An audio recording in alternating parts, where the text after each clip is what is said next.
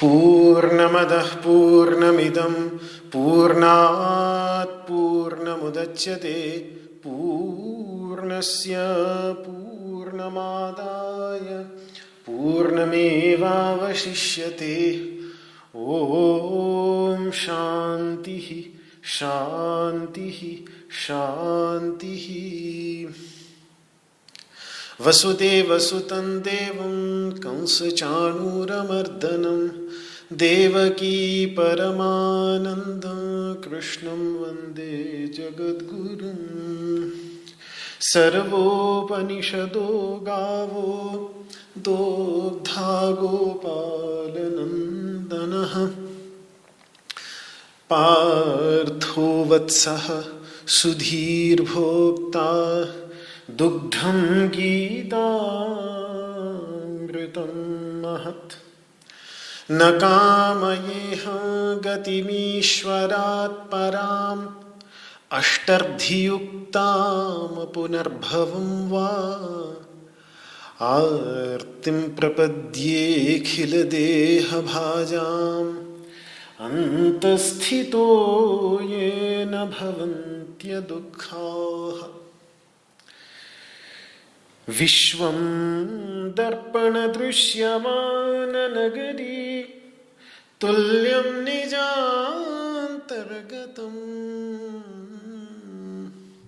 पश्यन्नात्मनि मायया बहिर्भूतं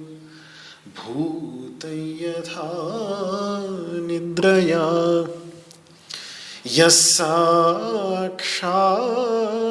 कुरुते प्रबोधसमये स्वात्मानमेवाद्वयम् तस्मै श्री गुरुमूर्तये नमः इदं श्री दक्षिणामूर्तये।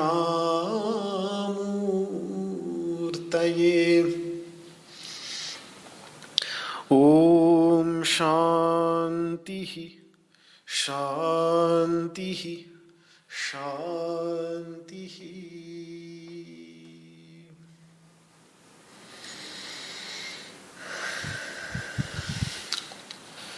ओम नमो भगवते वासुदेवाय। भगवान श्री कृष्ण ने 69वें श्लोक में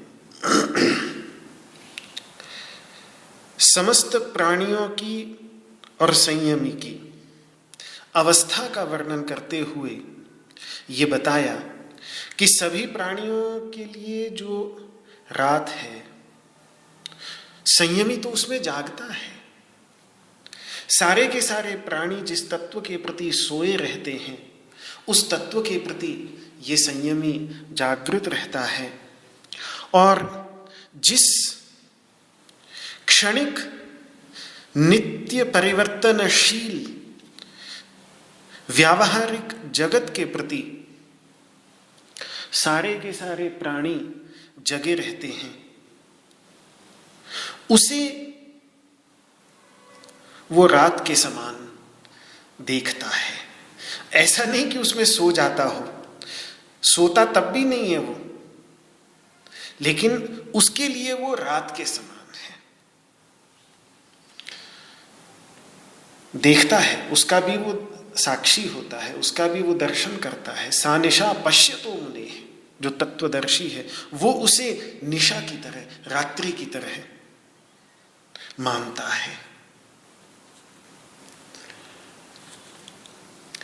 यद्यपि ये श्लोक, और इस पर विचार कल पूरा हो चुका था, लेकिन एक और आयाम है इस श्लोक का जिस पर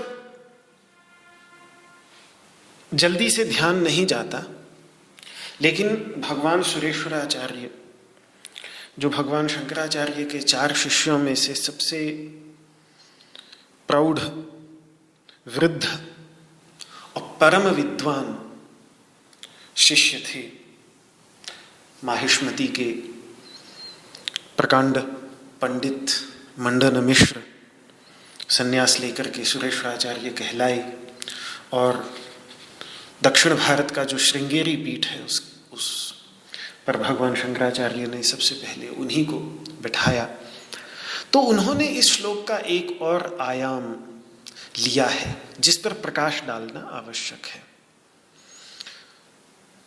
ये बात उन्होंने बृहदारण्यकोपनिषद पर जो वार्तिक लिखे हैं, उनके वार्तिक उपलब्ध होते हैं बृहदारण्यकोपनिषद के भाष्य पर और तैत्तिरीय उपनिषद के भाष्य पर। बहुत ही विस्तृत ग्रंथ हैं। बृहदारण्यकोपनिषद का भाष्य वार्तिक तो बहुत विस्तृत ग्रंथ है।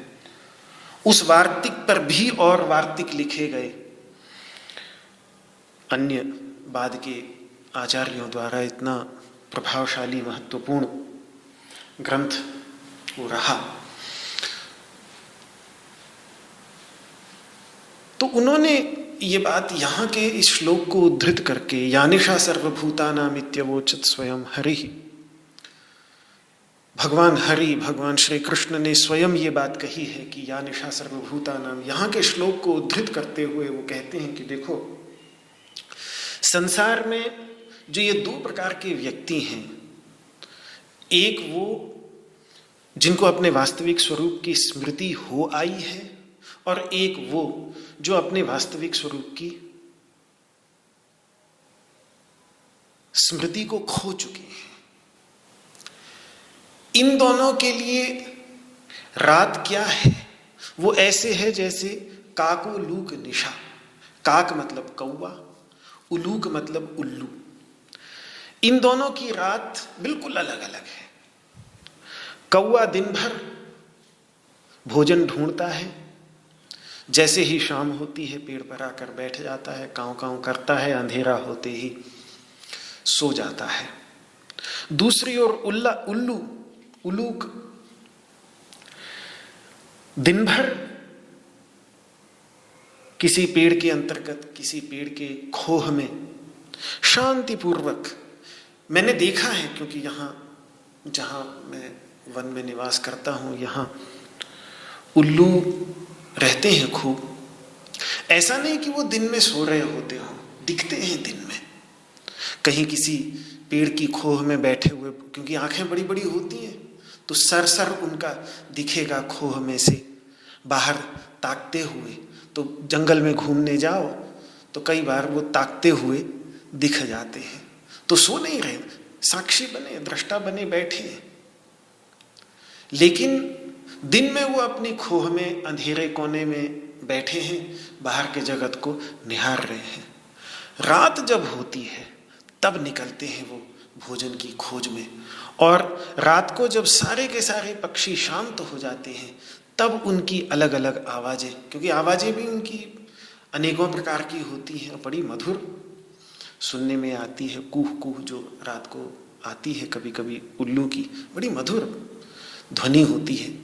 तो वो रात को ही, बस एक रात को वो अकेला ही होता है, और कोई मध्य रात्रि में और कोई जीव ध्वनि नहीं करता। कभी हुआ तो बघेरे की ध्वनि जरूर रात को आ जाती है, या तो बघेरे की ध्वनि आती है, बघेरे की दहाड़ आती है रात को, और या फिर उल्लू की आती है। और कई बार फिर रात को वो इधर उधर चांदनी रात में रात को उड़ता हुआ भी जैसे बाहर बैठे हों तो दिखता है। तो बाकी कौवे आदि जितने भी अन्य पशु पक्षी हैं उनके लिए जो रात्रि है वो रात्रि उल्लू के लिए दिन के समान होती है, और इनके लिए जो दिन है वो उल्लू के लिए रात्रि के समान। वो जैसे ये रात में अपने घोंसले में जाकर उल्टी टांग करके सो जाते हैं, उल्लू का पता नहीं उल्टी टांग करके ऊपर पैर करके सोता है कि नहीं। दिन में जैसा मैंने बतलाया, दिन में बैठा हुआ ही देखा है, निहारता हुआ ही देखा है शांतिपूर्वक, लेकिन अपने घोंसले में खोह में पेड़ की खोह में जाकर अपना शांति से जैसे मानो रात हो गई हो वैसे जाकर बैठ जाता है। तो इससे कहना क्या चाहते हैं? कहना ये चाहते हैं, अब उदाहरण भी देखिए उन्होंने, न तो कौवा कोई अच्छा जीव और न उल्लू कोई अच्छा जीव, दोनों ही एक प्रकार से अशुभ पक्षी ही माने जाते हैं। अब इसमें से बात क्या निकल के आ रही है, ये बड़ी विचित्र बात है, जो अगले श्लोक में वार्तिक आचार्य भगवान सुरेश्वराचार्य कहते हैं कि बुद्ध तत्वस्य लोकोयम जड़ोन्मत्त पिशाचवत्, बुद्ध तत्वो भी लोकस्य जड़ोन्मत्त पिशाचवत्। जिसने तत्व का बोध प्राप्त कर लिया है, जो बुद्ध बन गया है, जो बुद्ध तत्व है, जो तत्व के प्रति जागृत हो गया है, जिसके अंतर्गत जागृति हो गई है, उसके लिए ये सारा का सारा समाज, कुछ तो इस समाज में उसे जड़ प्रतीत होते हैं। जड़ यानी अज्ञानी, जड़ बुद्धि, मंद बुद्धि, जिसके कुछ समझ ही ना आता। कुछ उसे उन्मत्त दिखते हैं, उन्मत्त मतलब पागल, और कुछ उसे पिशाच की तरह दिखते हैं। पिशाच मतलब डरावने जीव। तो जो प्रबुद्ध हो गया है उसके लिए तो ये समाज जड़ोन्मत्त पिशाच के समान हो जाता है, और वो बुद्ध तत्व व्यक्ति स्वयं वो समाज के प्रति, समाज के लिए जड़ोन्मत्त पिशाच के समान हो जाता है। अब आप कहेंगे कि फिर भगवत दृष्टि का क्या? भगवत दृष्टि सभी में उसकी होती है, और सभी के अंतर्गत भगवान को देखकर सभी के प्रति मैत्री और करुणा के भाव भी होते हैं, और उनकी में से किसी के प्रति उसके हृदय में द्वेष भी नहीं होता। लेकिन जब अपनी कामनाओं, क्रोध, लोभ के वशीभूत होके विविध प्रकार की चेष्टाएं करते हुए वो समाज को देखता है, तो अंदर से उसे हंसी जरूर आती है कि क्या देखो, ये या तो पागल हैं या बिल्कुल नासमझ हैं, और या पता नहीं इनके ऊपर भूत प्रेत कोई सवार हो गया है कि ऐसे एक दूसरे से लड़ रहे हैं, ऐसे एक दूसरे के पीछे भाग रहे हैं, ऐसे एक दूसरे को मर मिटाने पर आमादा है। तो अंदर से उसको हंसी जरूर आती है। और ये विचार जब मैं सुरेश्वराचार्य जी के भाष्य वार्तिक के साथ साथ विष्णु पुराण को देख रहा था, तो एकदम से मैंने पहचाना कि भगवान सुरेश्वराचार्य ने ये विचार विष्णु पुराण से, जो योग का अद्भुत ग्रंथ है, वैसे भी आज के आधुनिक शास्त्रों के इतिहासज्ञ, शास्त्रों के जो आधुनिक इतिहासज्ञ हैं वो मानते हैं कि सभी पुराणों में से, प्राचीनतम पुराणों में से एक है विष्णु पुराण। योग का बहुत सुंदर निरूपण विष्णु पुराण में किया है, बार बार योग की ही चर्चा वहां पर की है।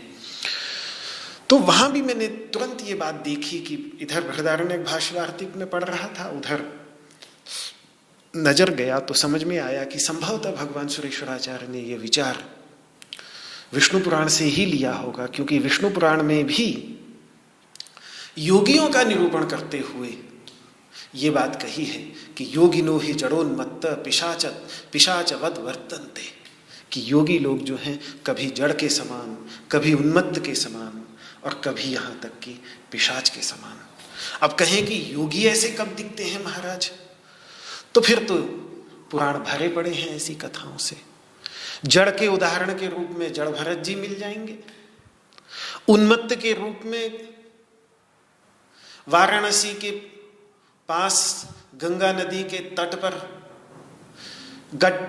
गड्ढे खोद खोद करके उन गड्ढों में लेट लेट कर जोर जोर से हंसने वाले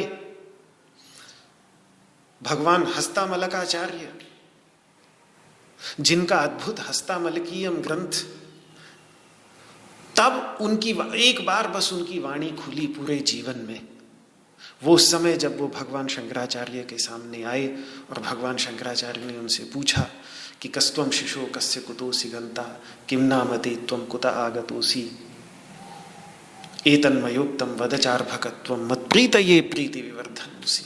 कस्त्वम शिशु, है शिशु तू कौन है? जब माता पिता लेके आते हैं कि महाराज कुछ हाथ रखिए इसके सर पर, पागल है, क्या पता आपके आशीर्वाद से इसकी बुद्धि ठीक हो जाए, हंसता रहता है बस गंगा जी के किनारे पड़ा पड़ा, गड्ढे खोद कर उसी में पड़ा रहता है और हंसता रहता है बस, ना कुछ बोलता है किसी से, ना किसी की कुछ सुनता है।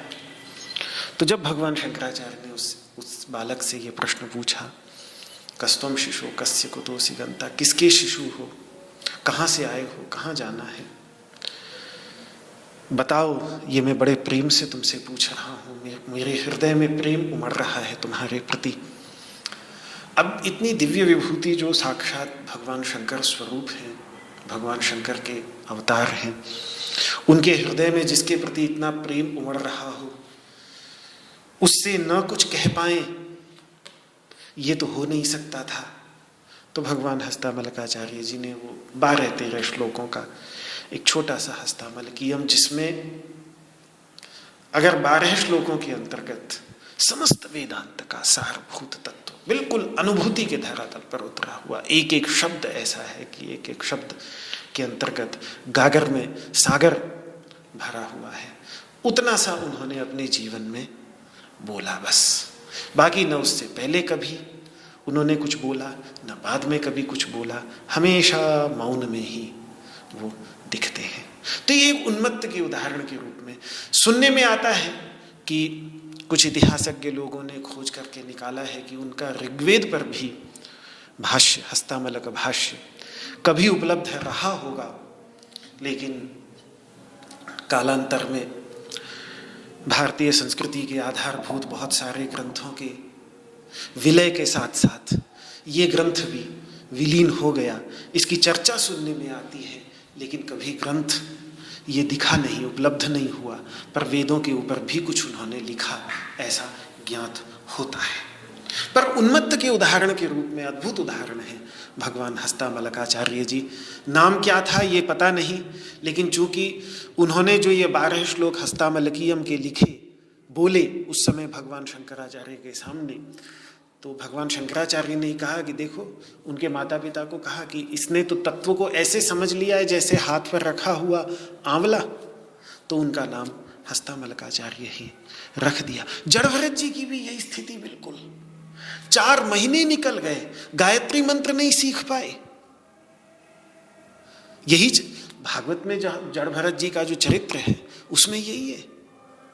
7 व्याहृतियां उनको सिखाने की कोशिश की, उसके बाद जो ब्रह्मशिरस्क होता है, बाद में ओम आपो ज्योति रसोमृतम ब्रह्म भूर्भुवस्वरूम, वो सिखाने की। इन दोनों के साथ साथ जो त्रिपदा गायत्री है, 3 चरणों वाली सावित्री गायत्री है, 2 महीने नहीं 4 महीने, ग्रीष्म ऋतु वसंत ऋतु निकल गई और ग्रीष्म ऋतु निकल गई, क्योंकि वसंत ऋतु में होता है यज्ञोपवीत संस्कार, तो पूरी की पूरी वसंत ऋतु निकल गई और पूरी की पूरी गर्मी भी निकल गई। चैत्र वैशाख ज्येष्ठ आषाढ़ 4 महीने निकल गए। पिताजी गुरुजी थका, पढ़ा कर थक गए, लेकिन वो बोल ही ना पाए, गायत्री मंत्र का उच्चारण ही ना कर पाए, एक बार भी ठीक करके सुना दें। तो कोई ऐसे थे नहीं वो सचमुच में, केवल अपने को दिखाते थे। उनको लगता था कि ये जितना भी लौकिक वैदिक व्यवहार है जिसमें लगाना चाहते हैं, पिताजी मुझे लौकिक व्यवहार में लगाना चाहते हैं, गुरुजी मुझे वैदिक व्यवहार में लगाना चाहते हैं, मैं तो पहले से ही इस वैदिक व्यवहार के चरम उद्देश्य में लगा हुआ हूं, भगवत चरणारविंद के निरंतर ध्यान में। क्योंकि पिछले जन्मों की स्मृति, भगवद अनुग्रहेण अनुस्मृत पूर्व जन्मावली, ये बात आती है भागवत में कि भगवान के अनुग्रह से पूर्व जन्म, एक पूर्व जन्म नहीं, अनेकों पूर्व जन्म की पूरी स्मृति उनकी बनी हुई थी। तो इससे पहले जब मृग योनि में थे तब भी वो भगवत ध्यान में रहे ही आते थे, तो अब तो ब्राह्मण योनि में है, तो भगवत चरणारविंद का तो निरंतर ध्यान चलता ही रहता था उनका। तो ये जितना भी लौकिक व्यवहार तो वैसे रुकावट बनता है, वैदिक व्यवहार की आवश्यकता उन लोगों को पड़ती है जिनको अपने अंतःकरण की शुद्धि करना हो, जिससे भगवत चरणारविंद में ध्यान लगे। इनका तो लगा हुआ है, तो इनके लिए तो वैदिक व्यवहार की कोई आवश्यकता ही नहीं है। तो क्या करते ये गायत्री मंत्र को सीख करके? जब गायत्री मंत्र के परम प्रतिपाद्य तत्व को इन्होंने पकड़ लिया है, उसी के ही निरंतर ध्यान में लगे हुए हैं, तो मंत्र इनके किस काम का? किसी काम का नहीं रहा, तो जड़ बन गए। तो जड़ता का उदाहरण हो गए जड़ भरत जी, उन्मत्तता के उदाहरण हमें जैसे उदाहरण के लिए हस्तामलकाचार्य जी मिल गए। पिशाच जो है, पिशाच ये डरावनेपन का प्रतीक है, और इसमें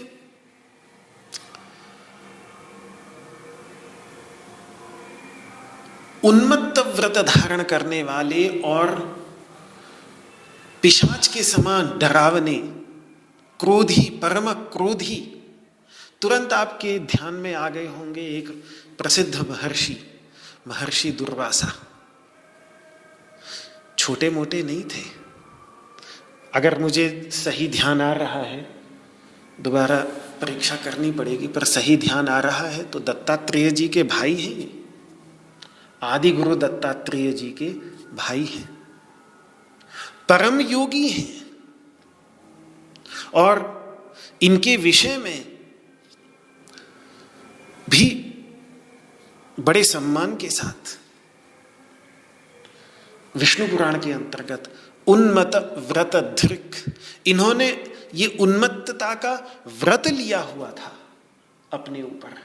तो वहां श्रीधराचार्य जी लिखते हैं, क्योंकि विष्णु पुराण पर भी श्रीधरी टीका जैसे भागवत पर सबसे सरल, संक्षिप्त और परमावश्यक बिंदुओं पर प्रकाश डालने वाली श्रीधरी टीका बहुत ही प्रसिद्ध और परम सम्मानित टीका है। गीता पर भी है, इसी प्रकार से विष्णु पुराण पर भी है। तो वो समझाते हैं कि योगियों में जड़ोन्मत्त पिशाच जो हैं वो दुर्वासा ही है। योगिनो ही जड़ोन्मत्त पिशाचा इव दुर्वासा, ऐसा श्रीधराचार्य जी वहां पर लिखते हैं। तो क्रोधी थे, भूत प्रेत के समान उनका व्यवहार, जिस किसी पे गुस्सा आ गया उसको शाप दे दिया।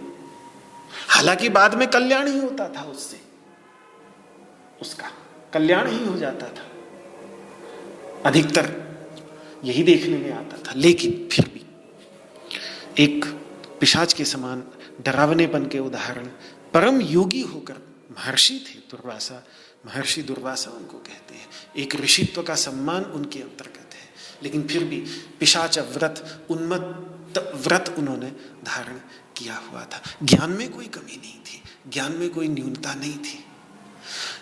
बेचारों को कभी कभी खामियाजा भी भुगतना पड़ता था। एक बार कृत्या लग ही गई पीछे, भागते रहे, फिर त्रिलोकी में पड़ गया था उल्टा एक बार, लेकिन वैसे आनंद में रहते थे। तो ये एक इस आयाम पर भी प्रकाश डालना मुझे इसलिए आवश्यक लगा कि विश्व के संत साहित्य में, मैं केवल भारत की बात नहीं कर रहा हूं, भारत में तो ये प्राचीनतम काल से है ही, केवल भारत के प्राचीन आध्यात्मिक इतिहास से ही नहीं, अभी तो मैं कहूं विश्व के आध्यात्मिक इतिहास में संत हुए हैं, सभी देशों में हुए हैं, सभी राष्ट्रों में हुए, सभी संस्कृति में हुए, सभी धर्मों में हुए हैं। उनमें से एक छोटा सा प्रतिशत ऐसे संतों का रहा है जो जड़ोन्मत्त पिशाचवत व्यवहार उन्होंने किया है। और पाश्चात्य दर्शन में, पाश्चात्य रहस्य विज्ञान में मिस्टिसिज्म जिसको कहते हैं, वेस्टर्न फिलॉसफी, उसके अंतर्गत डिवाइन मैडनेस, दिव्य पागलपना, या यूं कह लीजिए क्रेजी विजडम, पागल ज्ञान, बहुत ही महत्वपूर्ण विचार है। और उस पर दार्शनिकों ने, लेखकों ने बहुत कुछ लिखा है। और वहाँ भी बहुत प्राचीन काल से प्लेटो ने, जिनको अफलातून कहते हैं, उन्होंने थेइया मेनिया ग्रीक शब्द से संकेतित किया है उस अवस्था को, ज्ञान की उस अवस्था को, जिसमें व्यक्ति ज्ञान की पराकाष्ठा में पहुंचकर कुछ सारे ज्ञानियों के साथ ऐसा नहीं होता, लेकिन कुछ ज्ञानी जो हैं वो बहुत ही समाज से विशिष्ट आचरण वाले, और किस शब्द में इसको अभिव्यक्त करूं,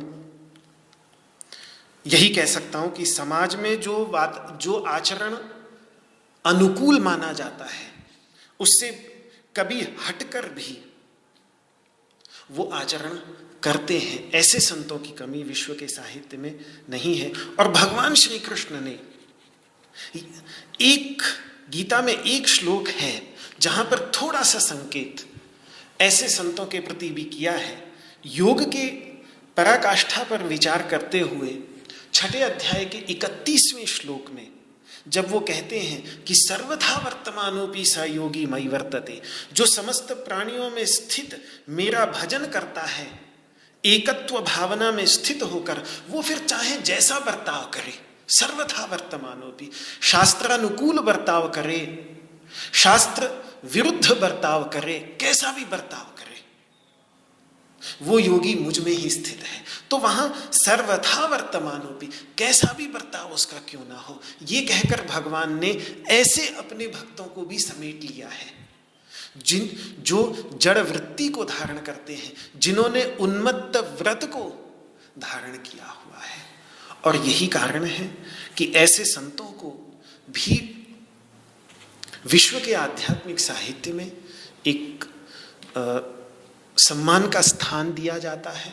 आधुनिक जगत में, आधुनिक विद्वानों में, पाश्चात्य विद्वानों में जून मैकडैनियल इत्यादि कई अमेरिकन विद्वान हैं जिन्होंने बहुत शोध किया है इस प्रकार के संतों के जीवन के ऊपर, और बहुत कुछ लिखा है और बड़ा अच्छा, बड़ा गहरा काम किया है।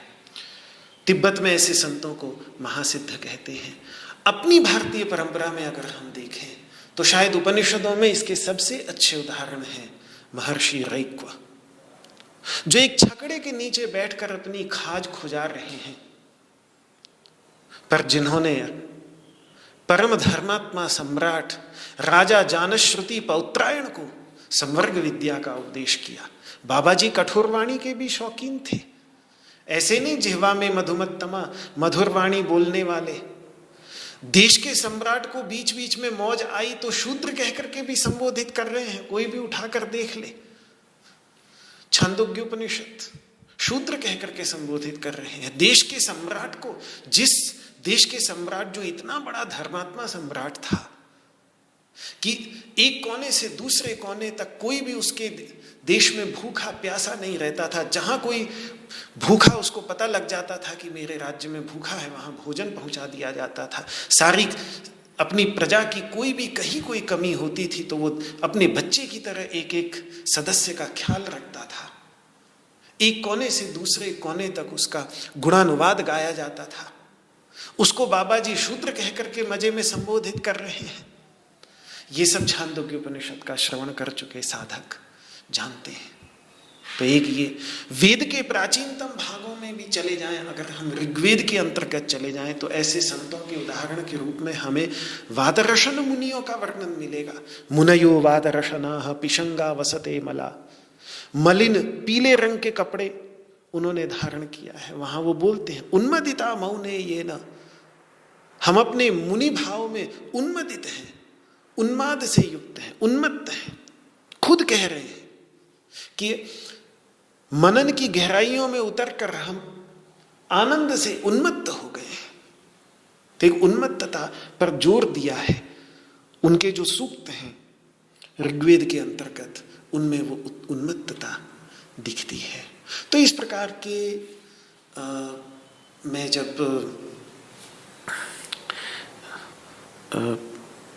इज़राइल और फिलिस्तीन में यात्रा कर रहा था, तब वहाँ भी कई स्थानीय लोगों से इस पर चर्चा होती थी। तो कई अनेकों संत इस प्रकार के उस इलाके में भी हुए, लोगों को ज्ञान देने के लिए, लोगों को ज्ञान देने के लिए अलग अलग प्रकार के आचरण। कोई प्राचीन संत था, वो मरा हुआ कुत्ता घसीट के लेके जाता था शहर के बीचों बीच, लोगों को ये समझाने के लिए कि इसी प्रकार की गंदगी तुम अपने चारों ओर अपने साथ घसीटे जा रहे हो, छोड़ो ये सब। कभी चर्च में जाते थे वहाँ, तो वहाँ जो लोग पूजा पाठ कर रहे होते थे उन पर पत्थर फेंक के आ जाना, वहाँ पर जो मोमबत्तियाँ जल रही हैं उनको बुझा कर आ जाना कि क्या। और फिर बाद में जब लोग उनको पीटते थे तो तपस्या मानकर झेलते थे। इस प्रकार के बहुत सारे, जापान के अंतर्गत 15वीं शताब्दी में इक्यू प्रसिद्ध ध्यान के संत हैं, ध्यान की परंपरा के संत हैं, जो हड्डियों को लेकर, मानव की हड्डियों को लेकर शहर के बीच में से दौड़ते हुए निकलते थे, लोगों को अनित्यता का ज्ञान देने के लिए कि देखो ये है तुम्हारा अंत, क्या कर रहे हो तुम लोग। ऐसे ही 9वीं शताब्दी में चीन के प्रसिद्ध कवि थे हान शान, उनसे जब भी कोई ध्यान के बारे में पूछता था तो पागलों की तरह हंसने लगते थे। कभी जवाब नहीं दिया, लिखा बहुत कुछ, लेकिन कभी भी ध्यान के विषय में कुछ पूछते थे तो बस पागलों की तरह हंसने लग जाते थे। तो ऐसे सभी देशों के अंतर्गत, और इन लोगों के उपदेश, इन लोगों के विचार पढ़ के बड़ा आनंद आता है। अपने यहाँ भी सूफियों में मुल्ला नसरुद्दीन बड़े प्रसिद्ध हैं।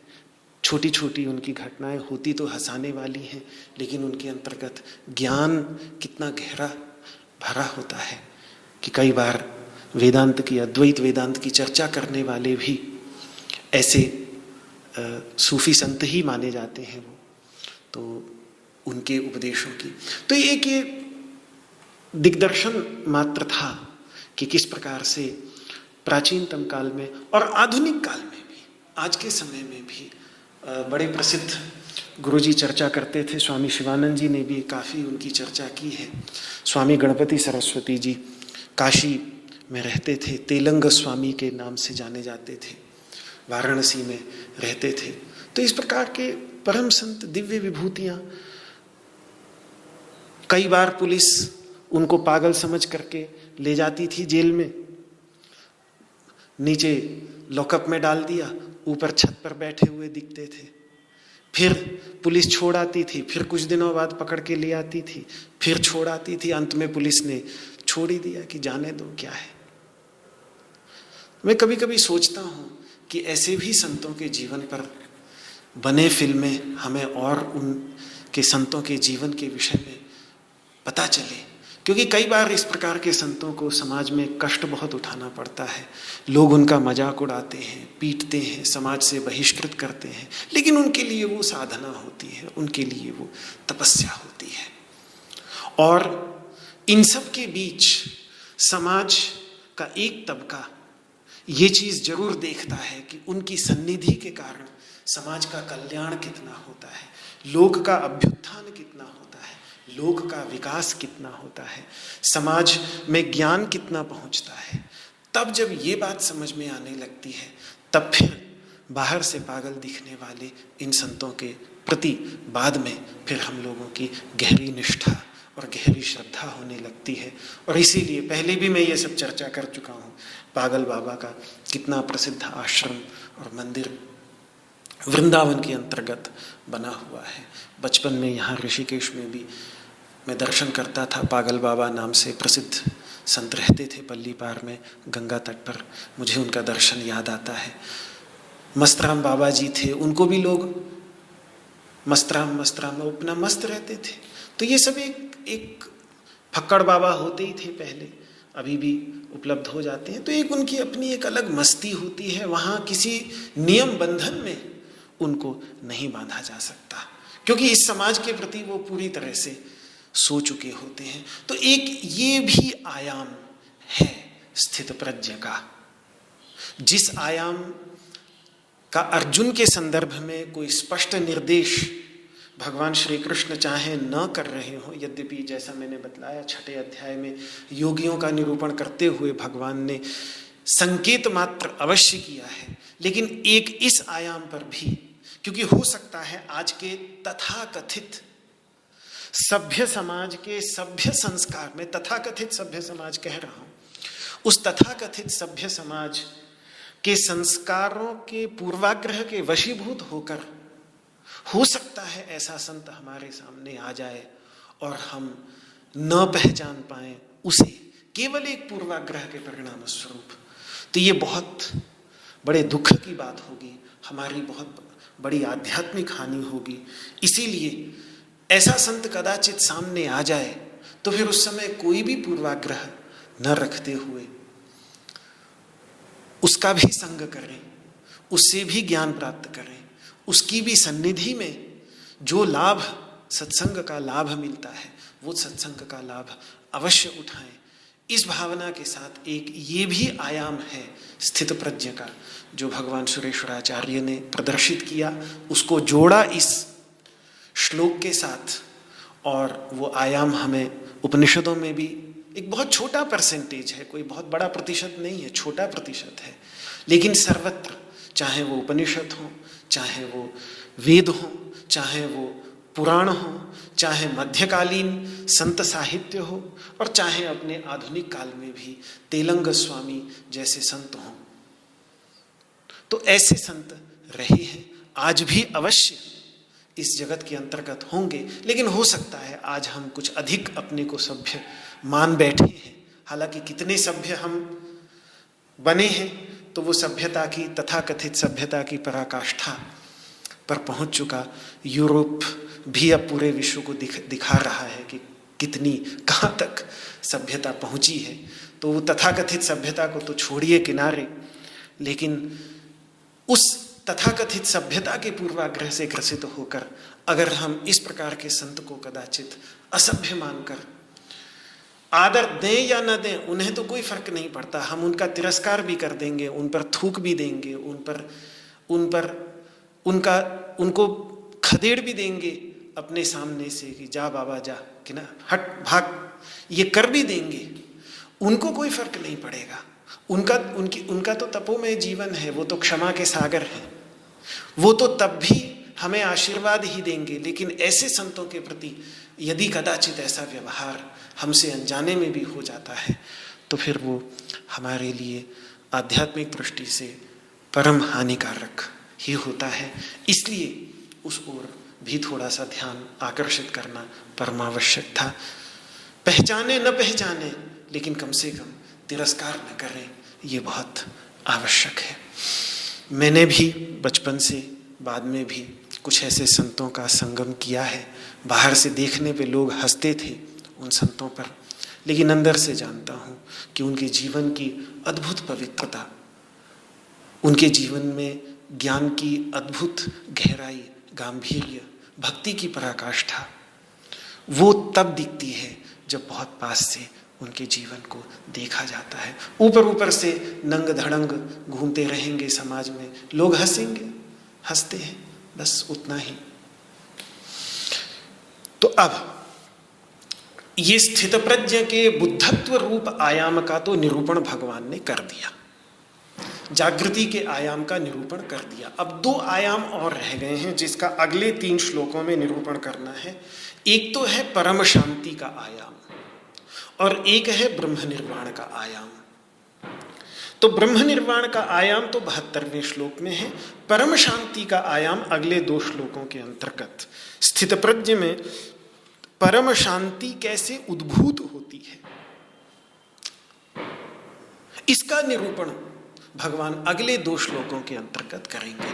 और ये जो परम शांति का आयाम है, स्थितप्रज्ञ के कई आयाम हैं, कई चेहरे हैं, कई तरीके से। आयाम का अर्थ है कि कई दृष्टिकोणों से उसे देखा जा सकता है, उसका निरूपण किया जा सकता है।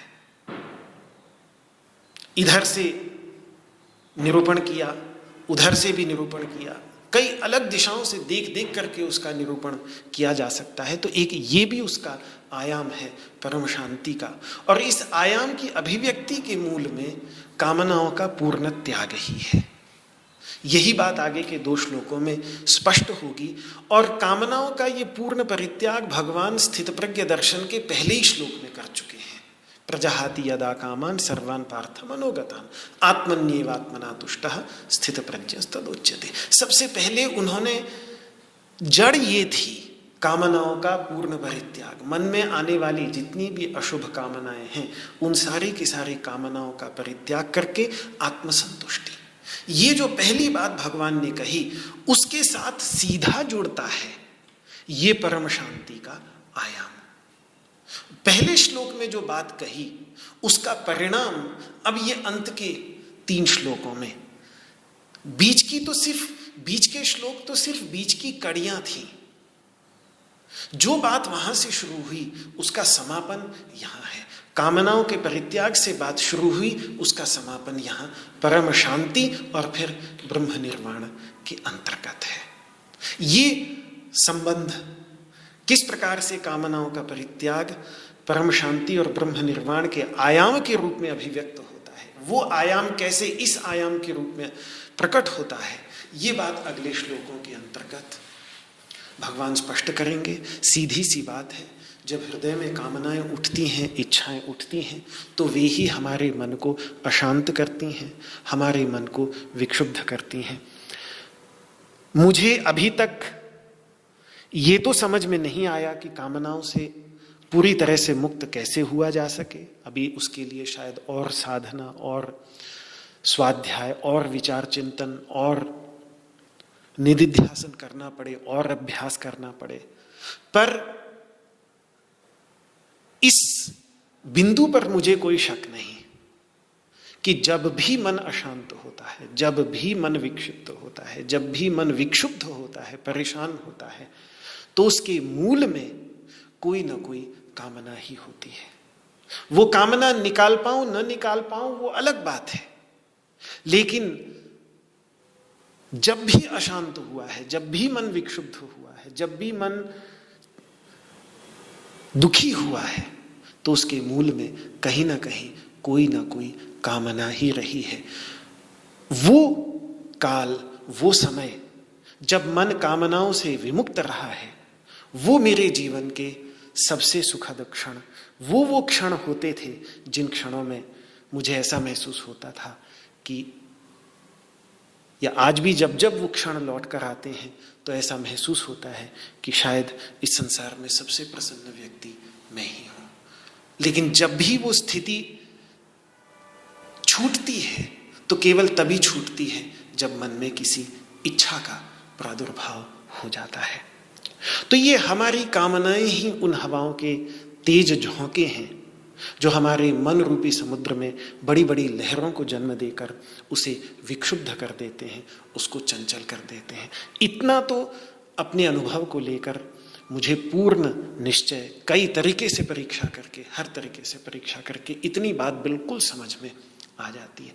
अब इस समस्या का समाधान कैसे हो ये आगे की बात है, इसके लिए तो फिर और अभ्यास करना पड़ेगा। पर इतनी बात भी समझ में आ जाती है तो व्यक्ति कम से कम अभ्यास तो करने लगता है, कम से कम प्रयत्न तो करने लगता है कि चलो, जब पता चल गया कि दर्द का कारण कांटा कहाँ पे है, तो फिर एक कांटे को लेकर दूसरे कांटे को निकालने की कोशिश की जा सकती है।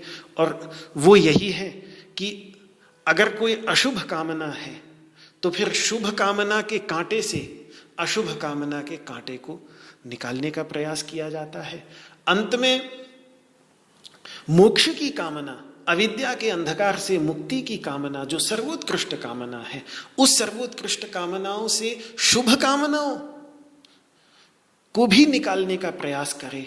और अंत में तो फिर मोक्ष की, जब कांटे से कांटा निकल गया तो फिर हम दोनों कांटे को फेंक देते हैं,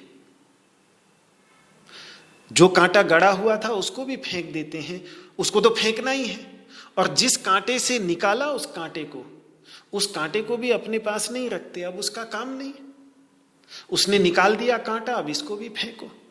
तो फिर जब मुमुक्षा का सहारा लेकर, मोक्ष की इच्छा का सहारा लेकर ये सब इच्छाएं शांत हो गई, तो फिर मोक्ष की इच्छा को भी फेंक दो, छोड़ो फिर इसको भी, इसकी भी इच्छा क्यों करनी।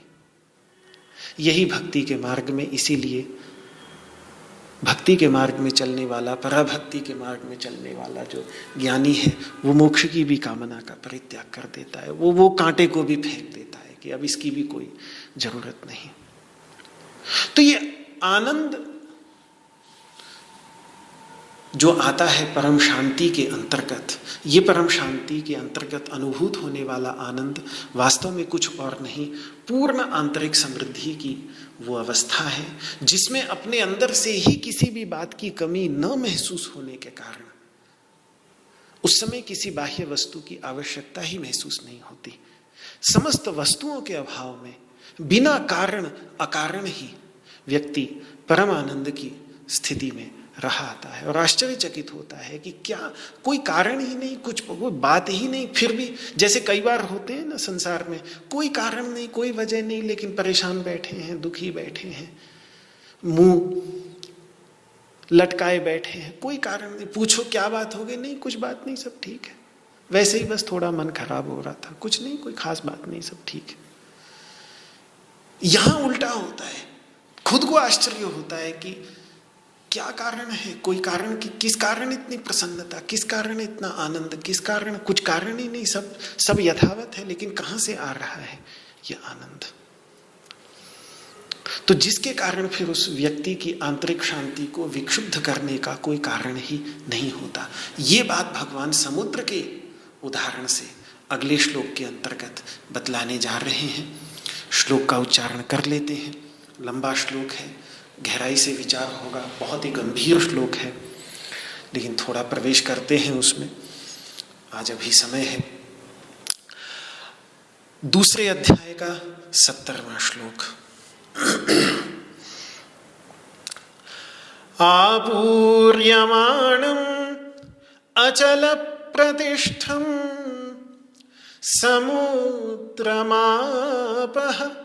प्रविशन्ति यद्वत् तद्वत् कामायं प्रविशन्ति सर्वे स शान्तिमाप्नोति न कामकामी। आपूर्यमाणम् अचल प्रतिष्ठम् समुद्रमापः प्रविशन्ति यद्वत् तद्वत् कामायं प्रविशन्ति सर्वे स शान्तिमाप्नोति न कामकामी। आपूर्यमाणम् अचल प्रतिष्ठम् समुद्रमापः प्रविशन्ति यद्वत् तद्वत् कामायं प्रविशन्ति सर्वे स शान्तिमाप्नोति न कामकामी।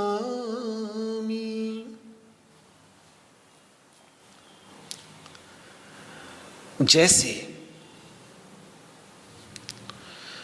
समुद्र में सारी नदियों का जल प्रविष्ट होता है और भर रहा है लगातार वो पानी उस समुद्र को, विश्व की सभी नदियां अपने आप को खाली कर रही हैं उस समुद्र के अंतर्गत, लेकिन फिर भी उसकी जो प्रतिष्ठा है, उसका जो आधार है, वो अचल रहता है, एक जैसा रहता है, कोई परिवर्तन समुद्र के अंतर्गत नहीं आता। इसी प्रकार से जिसके अंतर्गत सारे काम्य विषय प्रविष्ट होकर उसके अंदर विलीन हो जाते हैं, स शान्तिमाप्नोति, वही उस शांति को प्राप्त करता है। काम्य विषयों की कामना करते रहने वाला, जिसका यहां शीलार्थक ई है, ई कामकामी। शील मतलब स्वभाव, वो जिसने स्वभाव बना लिया है, अपना शील बना लिया है, सहज स्वभाव बना लिया है कि वो काम्य विषयों की ही कामना 24 घंटे करता रहता है, वो व्यक्ति कभी भी शांति को प्राप्त नहीं कर सकता। ये बात इस श्लोक में भगवान कह रहे हैं। आपूर्यमाणम, सबसे पहले आपूर्यमाणम। आपूर्य मतलब नदियों के माध्यम से लगातार जो प्रविष्ट होती अपार जल राशि है, उस अपार जल राशि द्वारा चारों ओर से आपूर्यमाण होने पर भी, यानी पूर्ण किए जाने पर भी, यानी आपूरित किए जाने पर भी, भरे जाने पर भी वो समुद्र कैसा रहता है? अचल प्रतिष्ठा। उसकी प्रतिष्ठा, उसकी अवस्थिति, उसकी स्थिति अचल रही आती। प्रतिष्ठा मतलब जल की स्थिति में मर्यादा, वो कभी अपनी मर्यादा को तोड़ता नहीं है, कभी पीछे नहीं होता, कभी आगे नहीं आता। हजारों लाखों वर्षों से जहां पर है वहां रहाता है। कम से कम 100 वर्षों के अंतर्गत हम देखते हैं तो वहीं का वहीं लहराता है। बस थोड़ा ज्वार आया तो थोड़ा आगे चला गया, भाट आया तो थोड़ा पीछे चला गया, बस उतना ही उसका रहता है चंद्रमा के संयोग से। पर बाकी उतना, विश्व की सारी नदियां लगातार लाखों करोड़ों लीटर पानी समुद्र में उड़ेल रही हैं। कितना बारिश का पानी समुद्रों पर बरसता है। 70% जमीन समुद्र से ढकी हुई है, तो लगा लीजिए कि कितने बादलों का पानी समुद्रों पर ही गिरता होगा। लेकिन फिर भी उस समुद्र की स्थिति, नदियों में तुरंत बाढ़ आ जाएगी। जरा सा ज्यादा बारिश पड़ जाए तो क्या भयानक बाढ़ आ जाती है। अभी पीछे ऑस्ट्रेलिया में बाढ़ आई हुई थी, तो अपने मित्र लोग वहां के चित्र दिखा रहे थे, तो क्या भयानक स्थिति। एकदम जैसे तेज बारिश हुई तो नदियों का जल जो है वो अपने तटबंधों को तोड़ता हुआ शहरों में घुस जाता है। पूरे ब्रिस्बेन शहर में घुसता चला गया। लेकिन समुद्र में कभी ऐसा नहीं होता। समुद्र की स्थिति अचल रही आती है, वो अपनी सीमा में रहता है, अविकृत रहता है, कभी भी अपनी मर्यादा का अतिक्रमण नहीं करता। बहुत प्राचीन काल से वैदिक ऋषियों ने समुद्र की इस विशेषता का महिमा गान खूब किया है। ऋग्वेद के भी मंत्रों में महर्षि अत्रि का एक मंत्र है। महर्षि अत्रि, जिनके पुत्र आदिगुरु दत्तात्रेय जी हैं, दुर्वासा जी हैं, इनके पिता महर्षि अत्रि सप्तर्षियों में से एक हैं। तो उनका ये मंत्र है ऋग्वेद के अंतर्गत कि इमामून कवितमस्य मायाम महीम देवस्य न किरादधर्षा एकम यदुद्ना न प्रणन्त्ये नीरा सिंचन्ति रवनयः समुद्रम। ये उस कवियों में श्रेष्ठ कवितम वरणीयतम वरेण्य तत्व की महान माया, अद्भुत माया है उस प्रकाशमय तत्व की, कि एक समुद्र को अनेकों प्रवाहित होने वाली नदियां आसिंचित कर रही हैं, उसके अंतर्गत अपने आप को खाली कर रही हैं। अनेकों नदियां, असंख्य नदियां, लेकिन फिर भी उसको भर नहीं पाती, वो ज्यों का त्यों रहाता है।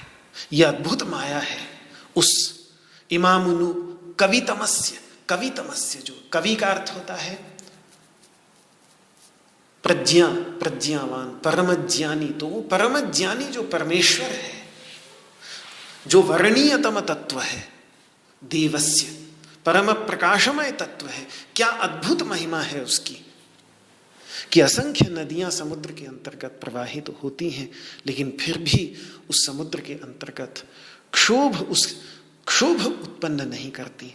तो ये समुद्र के महिमाओं का गुणानुवाद करके वास्तव में अपनी ही अंतस्थिति का वर्णन वैदिक ऋषि कर रहे हैं। तो जरा विचार करें कि क्या कारण है कि गंगा, ब्रह्मपुत्र, जैसी बड़ी बड़ी नदियां भारत में और विश्व में, अमेज़न, नील, कितनी बड़ी बड़ी नदियां समुद्र में गिर रही हैं, फिर भी वो सदैव अविकृत रहाता है। कितने बादलों का पानी समुद्र में गिर रहा है, पर फिर भी वो अविकृत रहाता है। क्या कारण है? विचार करके देखें क्या कारण है, तो यही उत्तर निकलेगा कि क्योंकि ये नदियां सब निकली ही वहीं से हैं। ये बादल वहीं से तो निकले हैं, समुद्र से ही तो निकले हैं। ये सब नदियां निकली वहीं से, बादल वहीं से निकले। ये सब समुद्र के ही तो थोड़े से भिन्न स्वरूप हैं, सीमित स्वरूप हैं, उसी के कार्य हैं, पर है तो वही समुद्र स्वरूप ही। समुद्र, ये सारे हर नदी की एक एक बूंद और हर बादल से टपकने वाली एक एक बूंद अंत में समुद्र से ही तो आई है। आकाशात् पतितं तोयम यथा गच्छति सागरम।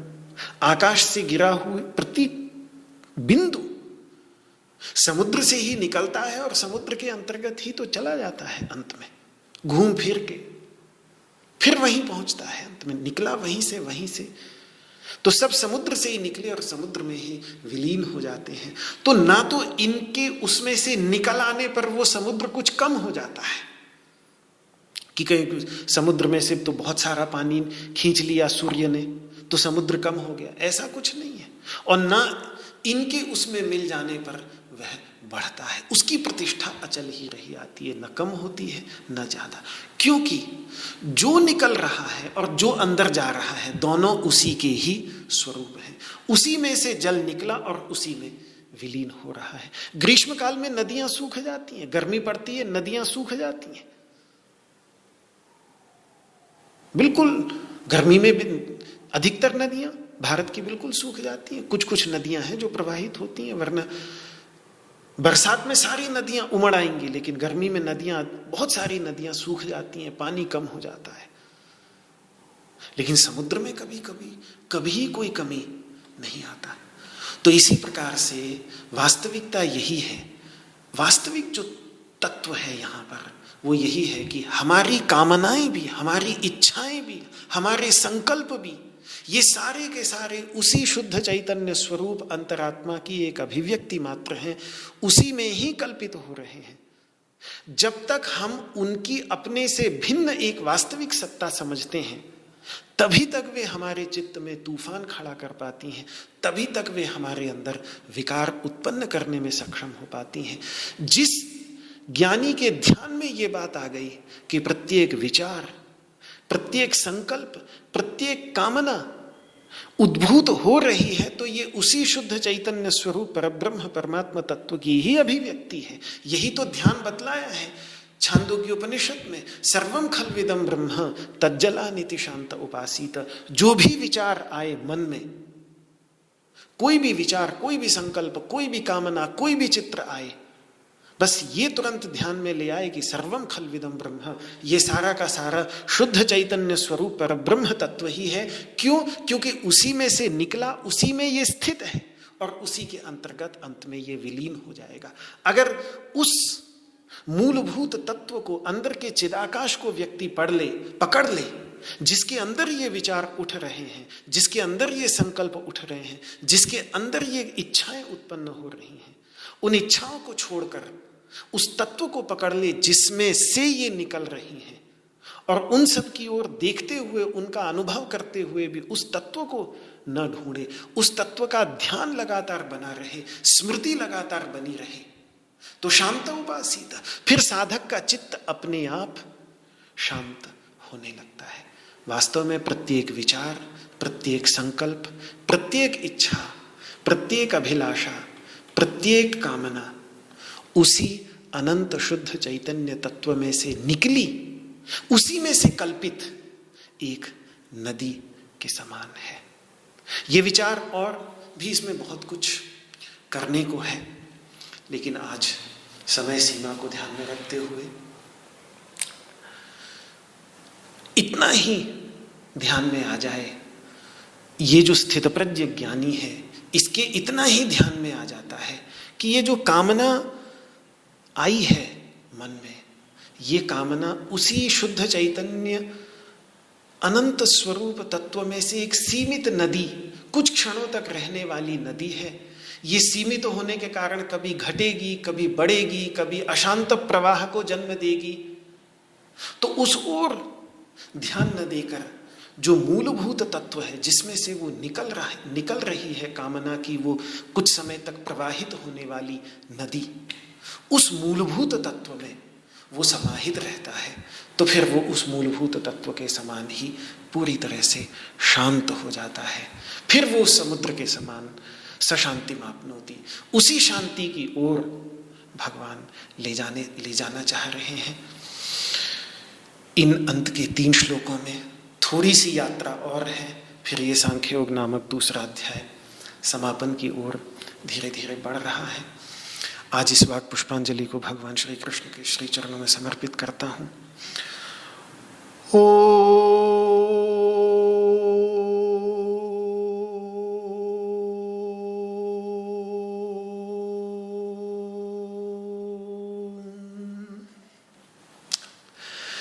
सर्वे भवन्तु सुखिनः, सर्वे सन्तु निरामयाः, सर्वे भद्राणि पश्यन्तु, मा कश्चित् दुःखभाग् भवेत्। ओम शांति शांति शांति।